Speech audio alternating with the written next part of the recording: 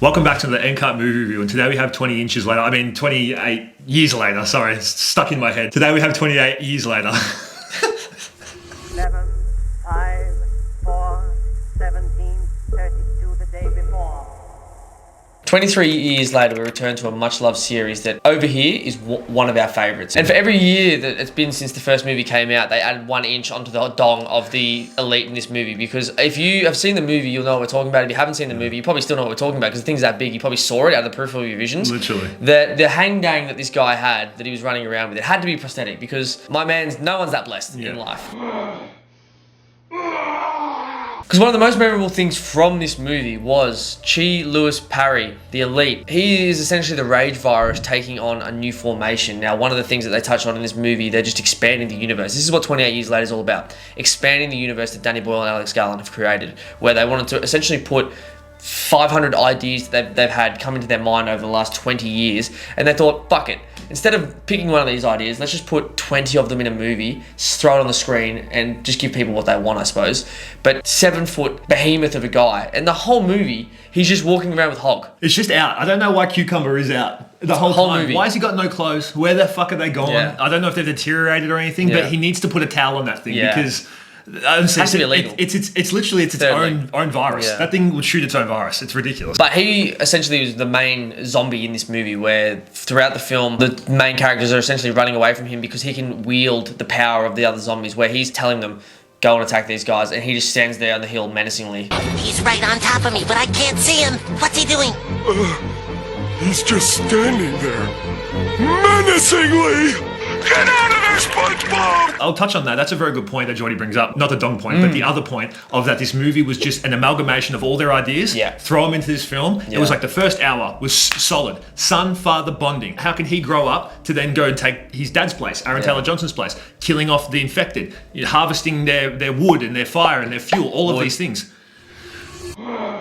It goes on to the second half of this film, which is now a love story between him and his mum, and then him getting his mum help. Yeah. It's like, first of all, I don't give a shit. She's not really the main character. Yeah. She's built up to be some sick person who's bedridden, and then all of a sudden doesn't become bedridden. And then the third act is like, I don't know what I'm watching. At this point, I don't know. We're now introduced to Jimmy Gang, and this is... Jimmy Savile. It's like that's a weird comic book direction to go in. So I don't know what the fuck I was watching towards the end, to be honest. Yeah, one of the things with this movie, they've gone away a little bit from the whole like horror aspect of like the zombies or the rage virus victims are coming after them, and they're just trying to build up like a story, a bit more of a love story. And then while that works, they don't really build up the relationship at all between Spike and his mother. It's just insinuated that, oh, I'm going to go to the ends of the earth with my mum, which look, you would as a child if your father has given up on your mum and he's out cheating, and your father is essentially like, abusive, let's just let her die and then I can move on with my life. But you just don't feel that connection at all to Jodie Comer's character, because she really hasn't been in the movie at all. And then suddenly Spike's like, oh, I'm going to rescue my mum and go to the ends of the earth, even though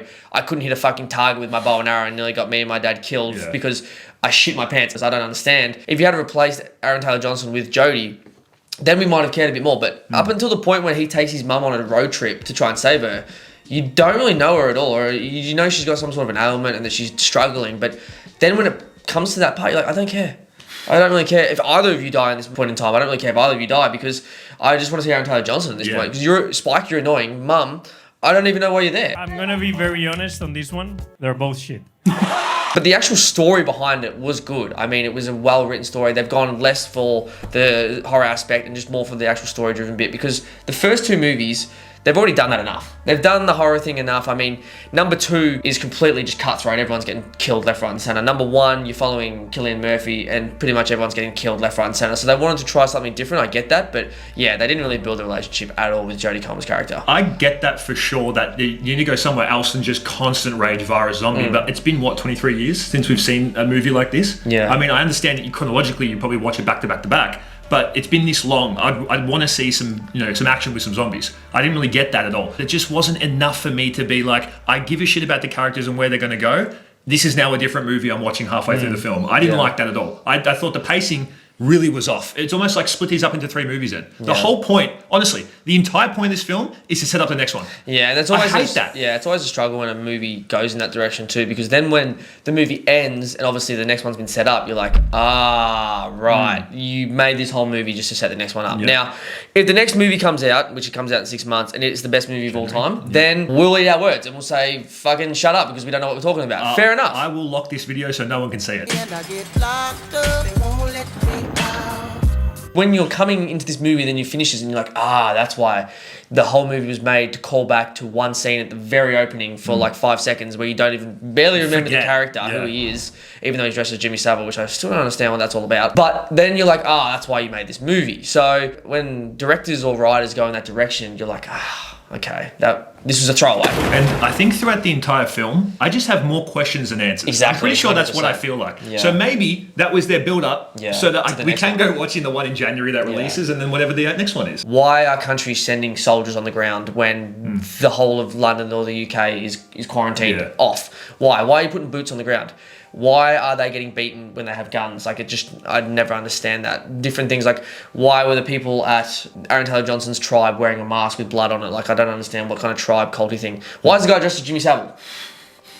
And why are they all like him? It's Exactly, like all Jimmys. But I guess that's why we're going to watch the next one, because we're like, we want the hear this. answers, yeah. How did Mum suddenly get better? Like, I get that she's sick and that works for the plot, but like, how can she just walk through the fields and never have any brain, headaches again? Yeah. To the point where obviously if they're yelling, she's going to alert all the other zombies. Those things I was just sort of like this movie, it felt rushed, but like we said, it feels like 30 ideas put into one over 20 years and just being like, here's the movie. Yeah, and that initial bit where we get told what sickness she has, and you know from that sickness that it doesn't just turn off that type of sickness. No, exactly. So the fact that they didn't really touch on that or they made it look ridiculous just took away from that movie, the bit of the movie, the storytelling of the movie. Yeah. That's all I didn't like about it, was that middle bit. The first and last was like, okay, what it is. Yeah. But I also think that Ralph Fiennes could have been used much more in this movie. I think he's used sparingly towards the end, and immediately he builds up a bond with Spike, and you're like, okay, that's kind of odd that he's just, this guy, doctor, who's been on his own, who's pretty much like making a monument out of these zombies for the last 20 years, and then he's just like, oh, hey, Spike, what's going on, brother? Like, let's be best buds. We can be buddies, buddy old pal. Like, I thought it was a bit weird. I thought he was going to be a bit more crazy. I guess he's not, but he could have been used better, I think. he was only in there because they ran out of budget for Aaron Taylor Johnson. That's only the reason. They heard the James Bond was coming on. Yeah. Aaron Taylor Johnson's like, I want 50 million more, and they're like, you're out of here, Ray, get in here. All right, guys, as always, we end these reviews with a rating. I think we're going to rate this, I mean, it's not going to be 90% or something. That's ridiculous. Not for me. More 60 to 65 from me. I don't think it needed that much. Like I said, the middle just killed me. That's the only thing I'll say in this whole Don't care about review. Spike, don't care about his mum. Nothing. Just build the dad and the son up, and I'll be fucking happy with the whole movie after that. Like, it would be literally 90%. It was a bait and switch, I think, from the trailer to what we saw in the movie. I mean, the trailer, how cool it was with that what was that? Oh, yeah, that beat, the that poem. song, Yeah. and that building up, and then the movie was just sort of like, Boots. yeah, and then the movie was just like, okay, well, that never really happened. But I guess, if you want that, go to watch the first 2 movies where it is that chaotic, that high intensity with the zombies killing everyone. Yeah, you absolutely got blue balls with that trailer. Yes. That's 100% a good point. Question of the day: which zombies would you least like to face in a post-apocalyptic world? Now, I know everyone jumps to World War Z because, I mean, fuck, you saw them climb up that wall,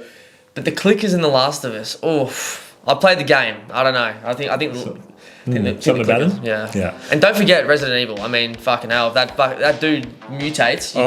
Talk about mutations. When the face opens.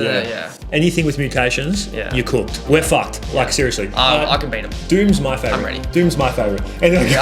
This guy wasn't even listening to the question. I wasn't asking what's your favourite zombie. I was asking for which would you least like to verse. I want to go to Doom universe. Thank you so much. Anyway, guys, The Rock. The cat.